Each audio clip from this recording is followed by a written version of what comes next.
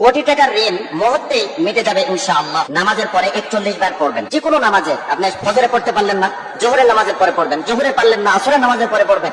আসরে পারলেন না, মাগরিবের নামাজের পরে পড়বেন। মাগরিবে পারলেন না, এশার সালাতের পরে আপনি পড়বেন। যদি আপনি পড়তে পারেন 41 বার, আর মনের ভেতরে যদি আপনার সঠিক তামান্না এবং বিশ্বাস যদি থাকে, কোটি কোটি টাকার যদি আপনি ঋণের মধ্যে থাকেন, ইনশাআল্লাহ আল্লাহ পাক আপনাকে পরিত্রাণ দেবে। আসসালামু আলাইকুম রহমতুল্লাহ। প্রিয় ভাই ও বোনেরা, আশা করি আপনারা সকলে ভালো আছেন। আমিও ভালো আছি আলহামদুলিল্লাহ। প্রতিদিনের মতোই আজকেও আমি আপনাদের মাঝে একটি গুরুত্বপূর্ণ আমল শেয়ার করব। প্রিয় বন্ধুরা, আমলটি একটি গুরুত্বপূর্ণ কিতাব থেকে আমি সংগ্রহ করেছি। তাই মনে বিশ্বাস নিয়ে আল্লাহর উপর ভরসা করে আমলটি করলে 100% ফলাফল পাবেন ইনশাআল্লাহ। প্রিয় ভাই ও বোনেরা, আমি আপনাদের বলতে পারি, আজকের ভিডিওটি থেকে আপনারা যে আমলটি জানতে চলছেন তা ইউটিউবের অন্য কোনো ভিডিওতে পাবেন না ইনশাআল্লাহ।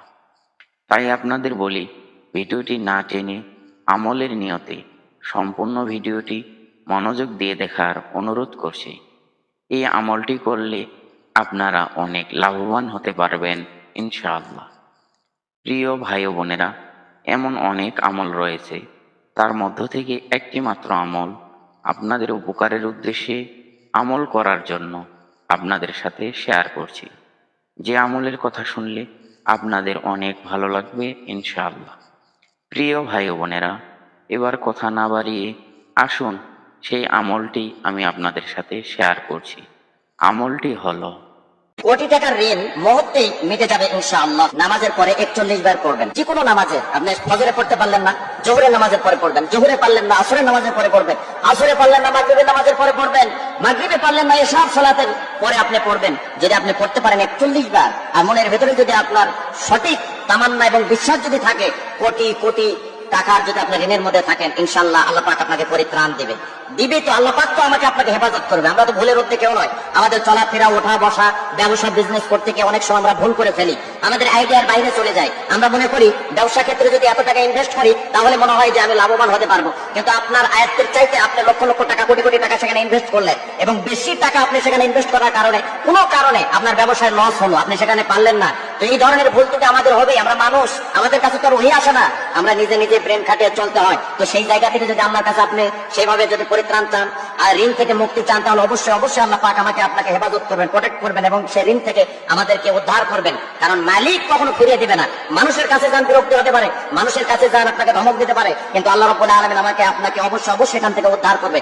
আমি যে নিয়মে বলবো, এই নিয়মে যদি আপনি আমল করেন, ইনশাআল্লাহ কোটি টাকার ঋণের মধ্যে জড়িত থাকলে, বিপদে থাকলে, মুসিবতে মধ্যে থাকলে, উৎকণ্ঠার মধ্যে থাকলে, পেরেশানির মধ্যে যদি আপনি আর থাকি, অবশ্যই আল্লাহ রাব্বুল আলামিন আমাদেরকে হেফাজত করবেনই করবেনই। তবে আমলের মধ্যে ভুল করা যাবে না। খুব মনোযোগ দিয়ে শোনার চেষ্টা করুন।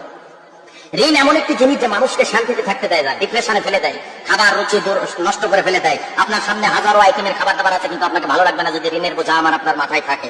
এই জন্য খুব খেয়াল করে শোনার চেষ্টা করুন। ঋণ থাকলে মানুষের ঘুম কেড়ে নেয়, হাজারো মানুষের সাথে অপমান করে। এই ধরনের যদি কারোর মধ্যে সমস্যা থেকে থাকে, ইনশাআল্লাহ এই কোরআনের আমলটা আপনি করেন, কাঙ্ক্ষিত আমল। পৃথিবীর মধ্যে একটা নির্ভেজাল, ফরমানির মুক্ত একটি কিতাব কোরআনুল কারীম, সেখান থেকে আমি প্রেসক্রিপশন করছি, সেখান থেকে চিকিৎসা দিচ্ছি। ইনশাআল্লাহ আমল করলে যথাযথ আমি আপনি কাঙ্ক্ষিত ফলাফল পাবো।